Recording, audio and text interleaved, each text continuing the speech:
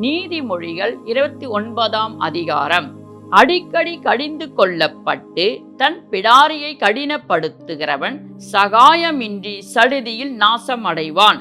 நீதிமான்கள் பெருகினால் ஜனங்கள் மகிழ்வார்கள், துன்மார்கள் ஆளும்போதோ ஜனங்கள் தவிப்பார்கள். ஞானத்தில் பிரியப்படுகிறவன் தன் தகப்பனை மகிழ பண்ணுகிறான், வேசிகளோடு தொந்தி இருப்பவனோ ஆஸ்தியை அழிக்கிறான். நியாயத்தினால் ராஜா தேசத்தை நிலைநிறுத்துகிறான், பரிதான பிரியனோ அதை கவிழ்க்கிறான். பிறனை முகஸ்துதி செய்கிறவன் அவன் கால்களுக்கு வலையை விரிக்கிறான். துஷ்டனுடைய துரோகத்திலே கண்ணி இருக்கிறது, நீதிமானோ பாடி மகிழ்கிறான். நீதிமான் ஏழைகள் நியாயத்தை கவனித்தறிகிறான், துன்மார்கனோ அதை அறிய விரும்பான்.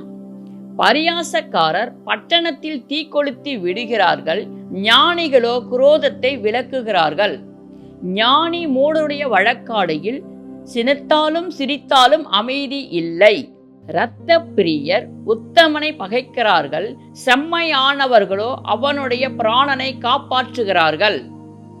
மூடன் தன் உள்ளத்தை எல்லாம் வெளிப்படுத்துகிறான், ஞானியோ அதை பின்னுக்கு அடக்கி வைக்கிறான்.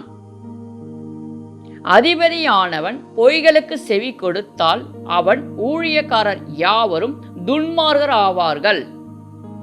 தரித்திரனும் கொடுமைக்காரனும் ஒருவரை ஒருவர் சந்திக்கிறார்கள், இருவருடைய கண்களுக்கும் கர்த்தர் வெளிச்சம் கொடுக்கிறார்.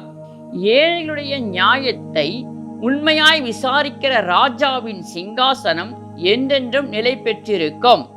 பிரம்பும் கடிந்து கொள்ளுதலும் ஞானத்தை கொடுக்கும், தன் இஷ்டத்திற்கு விடப்பட்ட பிள்ளையோ தன் தாய்க்கு வெட்கத்தை உண்டு பண்ணுகிறான்.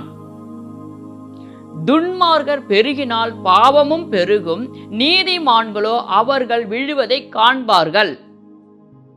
உன் மகனை சிட்சை செய், அவன் உனக்கு ஆறுதல் செய்வான், உன் ஆத்துமாவுக்கு ஆனந்தத்தை உண்டாக்குவான். தீர்க்க தரிசனம் இல்லாத இடத்தில் ஜனங்கள் சீர்கெட்டு போவார்கள், வேதத்தை காக்கிறவனோ பாக்கியவான். அடிமையானவன் வார்த்தைகளினாலே அடங்கான், அவைகளை அவன் அறிந்தாலும் உத்தரவு கொடான்.